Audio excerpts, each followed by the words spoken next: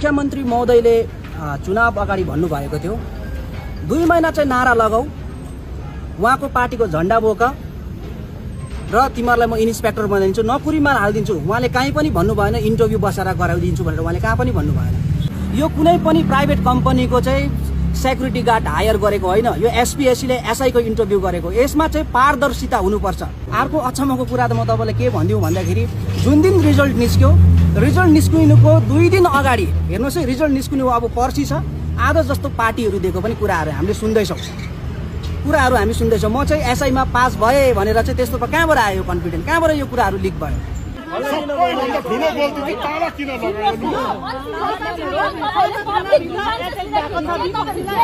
हामी एउटा डेलिगेसन आएको छौँ एसडीएफ पार्टीको तर्फबाट। अनि आज चाहिँ हामी एसपीएससी अफिस जुन चाहिँ रिसेन्टली जुन एसआईको रिक्रुटमेन्टको रिजल्ट्स आइरहेको छ, अनि त्यसले गर्दाखेरि अहिले स्टेटभरि एउटा जुन भाइभतिजाको कुरा चलिरहेको छ, नेपोटिजमको कुरा चलिरहेको छ, पोलिटिकल प्रेसरले गर्दाखेरि चाहिँ यो रिजल्ट्सहरूमाथि चाहिँ इम्प्याक्ट भएको छ भनेर जुन कुरा व्यापक भइरहेको छ सिक्किममा, त्यो कुरा लिएर चाहिँ हामीले यहाँ एसपीएससीको अफिसमा क्ल्यारिफिकेसन माग्दै हामी आएको हो। अनि भित्र गएर चाहिँ हामीले त्यो कन्ट्रोलर अफ एक्जाम्स हामीले उहाँलाई भेट्यौँ, किनभने चेयरम्यान आज हुनुहुन्न रहेछ। यस्तो ठुलो इस्यु हुँदाखेरि, सिक्किममा जल्दो बल्दो इस्यु हुँदाखेरि पनि चेयरम्यान उहाँ हुनुहुन्थेन, सेक्रेटरी म्याडमले पनि हामीलाई भेट्नु भएन, तर कन्ट्रोलर अफ एक्जामिनेसन्सले हामीलाई भेट्नुभयो।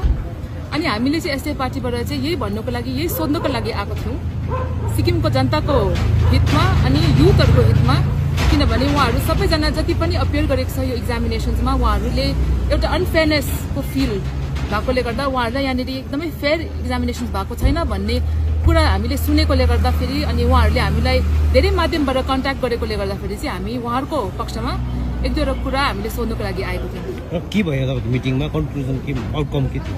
पहिला त हामी यहाँनिर आउँदाखेरि एसपीएससी अफिसको यहाँनिर दैलो बन्द गरिरहेको थियो। उहाँहरूले यहाँनिर अगाडि नै प्रिपेयर भएर चाहिँ यहाँ ताला लगाएर पर्खिरहेको थियो, अनि पुलिस पनि यहाँनिर एकदमै उहाँहरू रेडी हुनुहुन्थेछ यहाँनिर एसडीएफ पार्टीको मान्छे आउँदैछ भनेर। अनि यही कुरा देख्दाखेरि पनि हामीलाई अलिकति शङ्का चाहिँ लागेको छ कि के न के चाहिँ यहाँनिर, किनभने अगाडि नै प्रिपेयर भएर बस्नु, उहाँहरू एकदमै डिफेन्सिभ मोडमा। अनि तपाईँले हिजो नै पनि चाल पाइसक्नु भएको छ, मिस्टर पुरन गुरुङ जो एउटा सिटिङ मिनिस्टर हुनुहुन्छ, उहाँले यो एलिगेसन अगाडि पब्लिकली नआइकन नै उहाँले चाहिँ अब त्यसको क्ल्यारिफिकेसन दिँदाखेरि चाहिँ डिफेन्सिभ मोडमा जाँदाखेरि चाहिँ हामीलाई शङ्का चाहिँ भएको छ कि यहाँनिर के न के चाहिँ इज नट राइट। अनि हामीले भित्र कन्ट्रोलर एक्जामिनेसन्समा उहाँलाई गएर चाहिँ हामीले धेरै कुराहरू सोध्यौँ, तर मेन चाहिँ हामीले के हाम्रो माग राख्यौँ भन्ने चाहिँ उहाँहरूले, किनभने यो एउटा व्यापक फैलिरहेको यो इस्यु छ, यसमा धेरै डिसेटिस्फ्याक्सन छ पब्लिकमा। अनि यो कुराहरूले गर्दाखेरि चाहिँ उहाँहरूले यो एउटा स्पेसिफिक एउटा एकदमै स्पेसल सर्कमस्टान्स भएकोले गर्दाखेरि चाहिँ उहाँहरूले जति पनि अपियर गरेको क्यान्डिडेट्सहरू छ उहाँहरूको रिजल्ट चाहिँ पब्लिस गरिदिनुहोस्। उहाँहरूले जति पनि रिटर्नमा कति पाएको छ अनि फिजिकलमा कति पाएको छ त्यो ब्रेकमा पनि उहाँहरूले चाहिँ त्यो क्ल्यारिफिकेसन दिनु पर्यो, पब्लिकले चाहिँ उहाँहरूले त्यो पब्लिस गरिदिनु भनेर हामीले त्यो माग राखेको छौँ। अनि त्यही प्रकारले हामीले यो एउटा एप्लिकेसन पनि चढाएको छौँ, जुन चाहिँ हामी प्रेसमा दिन्छौँ। अनि त्यही हामीले चाहिँ माग राखेर आएको छौँ। अनि उहाँले हामीलाई आश्वासन दिनुभएको छ कि चेयरम्यान साहब चाहिँ 5 तारिक डिसेम्बर उहाँ फर्केर आउनुहुँदैछ अरे, अनि त्यसको बादमा चाहिँ उहाँले हामीलाई रिप्लाई गर्छौँ भन्नुभएको छ। अब सिन्स रिजल्ट आउट भएछ होइन, अब यसको अझ फर्दर कोर्स अफ एक्सन के हुनेछ तपाईँको? किनभने यसमा भएन भने फर्दर कोर्स के हुनेछ? होइन, यसमा हुनु नहुनुको कुरा होइन, हाम्रो चाहिँ यति मात्रै हो कि एउटा पब्लिक इन्स्टिट्युसनमा चाहिँ एउटा ट्रस्टको कुरा आएको छ, पब्लिक मिसट्रस्टको कुरा आएको छ एउटा पब्लिक इन्स्टिट्युसनमाथि। अनि हाम्रो as a responsible opposition party हो कि हामीले यहाँ क्वेसन गर्नु जरुरी हुन्छ, किनभने यो एउटा जग्गादेखि होइन तर धेरै माध्यमबाट चाहिँ हाम्रोमा यो एलिगेसन्सहरू हामीसम्म चाहिँ पुऱ्याएको छ कि यहाँनिर फेयर भएको छैन भनेर। अनि त्यसै कारण हामीले चाहिँ यसमा चाहिँ एउटा रेस्पोन्सिबल पब्लिक इन्स्टिट्युसन भएपछि चाहिँ एसपीएससीले पनि क्ल्यारिफिकेसन चाहिँ पब्लिकमा दिनै पर्छ, अनि हामीले त्यही माग राखेर चाहिँ हामी आएको छौँ। एउटा कुरा चाहिँ अलिकति क्ल्यारिटी, इन्जस्टिस चाहिँ कहाँ फेयर चाहिँ कहाँ भएको छैन भनेर अलिकति पिन पोइन्ट गरिदिनुहुन्छ जस्तै?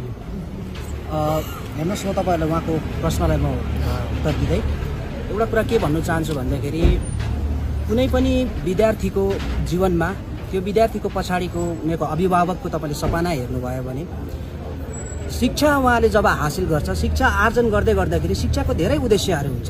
ती उद्देश्यहरूमध्ये सबैभन्दा ठुलो उद्देश्य भनेको नोकरी पाउने हुन्छ, चाहे त्यो जुनसुकै तबकाको होस्, जुनसुकै जातिको होस्।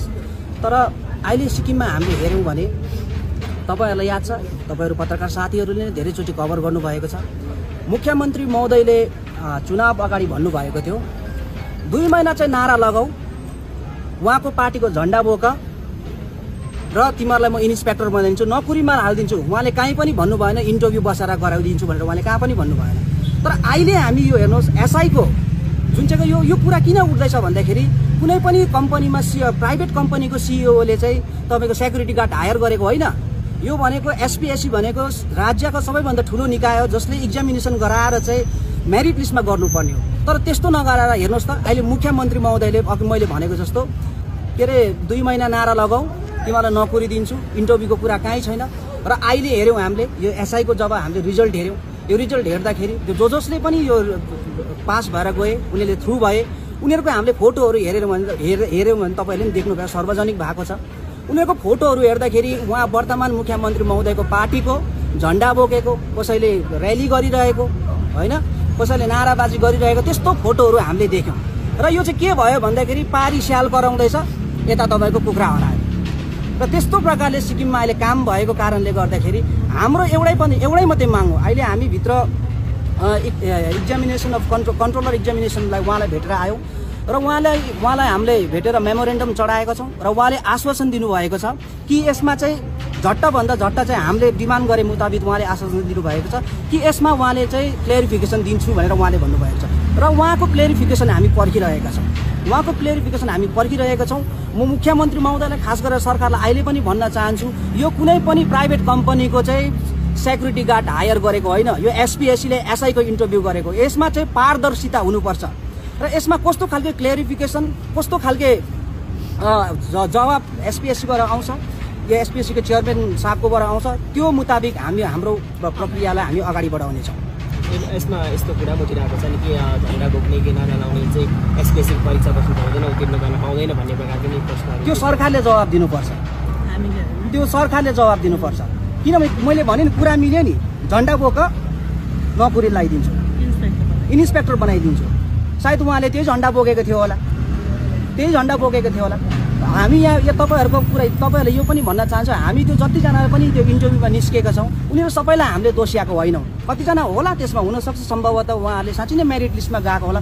तर 1-2 जना हाम्रोमा फोन कलहरू आएको छ, हाम्रोमा मेसेजहरू आएको छ। अर्को अचम्मको कुरा त म तपाईँलाई के भनिदिउँ भन्दाखेरि जुन दिन रिजल्ट निस्किनुको 2 दिन अगाडि हेर्नुहोस् है, रिजल्ट निस्किनु अब पर्सि छ, आधा जस्तो पार्टीहरू दिएको पनि कुराहरू हामीले सुन्दैछौँ।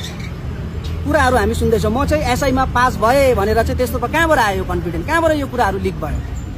र यसले गर्दाखेरि चाहिँ हामी क्लियरिफिकेसन पर्खिरहेका छौँ। त्यो क्लियरिफिकेसन हेरेर चाहिँ अब यहाँले तपाईँले भन्नुभयो नि के अरे कुन चाहिँ पार्टीको हुन्छ हुँदैन, त्यो सरकारले जवाब दिनु पर्यो। सरकारले अहिलेसम्म केही जवाब दिएको छैन। फुटबल खेल्दै गर्दाखेरि कुनै कोललाई गएर माइक यसरी लगेर त्यहाँ दिएको हुँदैन, फुटबल खेलेको त्यस्तो प्रकारले हुँदैन। अफिसियली सरकारकोबाट पनि अफिसियली आउनु पर्यो। त्यही अफिसियली सरकारकोबाट केही यसको स्टेटमेन्ट नआउँदाखेरि चाहिँ आज हामी यहाँ आएका हौँ।